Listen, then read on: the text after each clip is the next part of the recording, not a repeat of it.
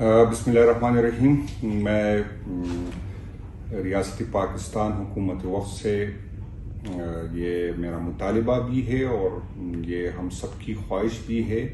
ایک طرف آپ یکجہتی کا ڈرامہ کرتے ہیں اور یکجہتی کا بہانہ کر کے ہم سے اپنی بات منگواتے ہیں،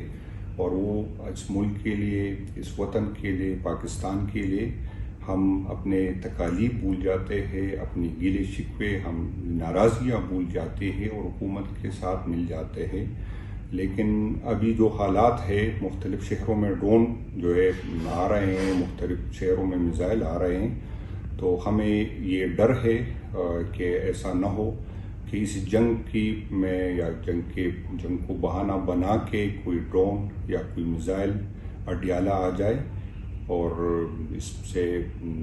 چونکہ عمران خان ریاست اور ریاستی اداروں کے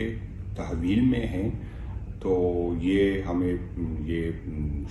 ڈر لگ رہا ہے اور ہمیں اس طرح لگ رہا ہے کہ ایسا نہ ہو کہ اسی جنگ کے بہانے پہ عمران خان صاحب کی جان کو جو نقصان پہنچ جائے۔ اگر ہم آج اپنی ورکر کی خواہشات کے برخلاف ہم پریشر اپنی ورکر کے برداشت کر رہے ہیں، اپنے ووٹر کی برداشت کر رہے ہیں کہ ملک کو یکجہتی کی ضرورت ہے، اس ٹائم ہمیں احتجاج نہیں کرنی چاہیے، لیکن ریاست اور ریاستی ادارے ہمیں مجبور کر رہے ہیں کہ اپنی خان کی زندگی کے لیے، اپنی خان جو ہمارا لیڈر ہے اور جس سے ہم اس لیے محبت کرتے ہیں کہ ہم سمجھتے ہیں کہ وہ اس ملک کے لیے لائل ہے، اور ملک عمران خان کے ساتھ، اس ملک کی جو ہے اس کی وابستگی عمران خان صاحب کی، ہم جو یوتھ جو ہمارے ملک کے ہے وہ خان صاحب سے امیدیں لگائے بیٹھے ہیں، اس لیے لگائے بیٹھے ہیں کہ اسے لگ رہا ہے کہ خان صاحب ہی اس ملک کو جو ہے عظیم ملک بنا سکتا ہے اللہ تعالیٰ کی فضل و کرم سے۔ تو ہم ریاست کا یہ رویہ اگر رہا اور خان صاحب کو رہائی نہیں ملی، تو پھر ہم اس یکجہتی پہ سوچیں گے کہ آیا یکجہتی صرف آپ کے لیے ہے یا ہمارے لیے بھی ہے۔ اگر آپ کو یکجہتی کی ضرورت ہے، آپ کو جو ہے